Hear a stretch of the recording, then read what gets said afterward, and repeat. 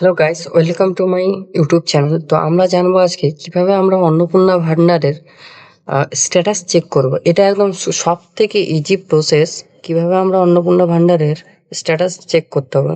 প্রথমে আপনি আপনার হাতে থাকা মোবাইল বা ল্যাপটপের ক্রম ব্রাউজারে চলে যাবেন, আর সেখানে সার্চ করবেন social security.wb.government.in। সার্চ করার পর আপনাদের কাছে প্রথমেই একটি পোর্টাল চলে আসবেন, সেটা লেখা থাকবে family level data connection portal government of West Bengal. সেটাতে ক্লিক করে দেবেন। ক্লিক করার পর এখানে দুটি অপশান চলে আসবে, একটা হচ্ছে সিটিজেন অ্যাক্সেস সিটিজেন পোর্টাল, আর অপরটি হচ্ছে অ্যাক্সেস ডিপার্টমেন্ট অফিসার।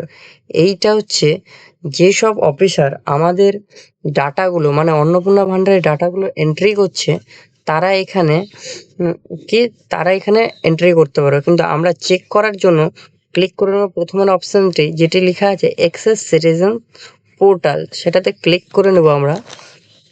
ক্লিক করার পর এখানে কি বলেছে, আপনার জেলা নির্বাচন করুন, মানে আপনি কোন জেলার বাসিন্দা সেটা আপনাকে প্রথমে সিলেক্ট করে নিতে হবে। এখানে পরপর প্রত্যেকটি জেলার নাম আছে, আপনি আপনার জেলার নামটি স্ক্রল করে খুঁজে নেবেন।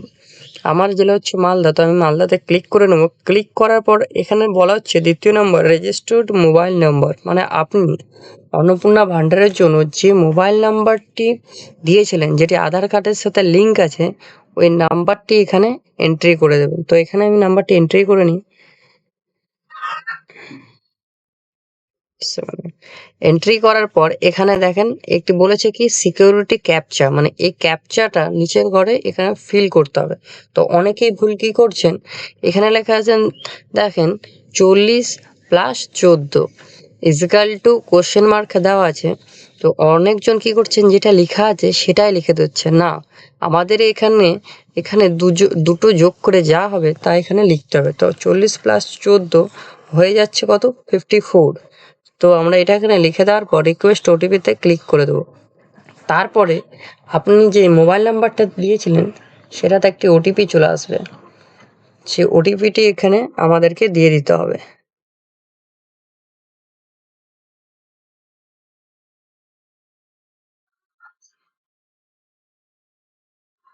তারপরে ভেরিফাই অ্যান্ড কন্টিনিউয়ে ক্লিক করে দিতে হবে।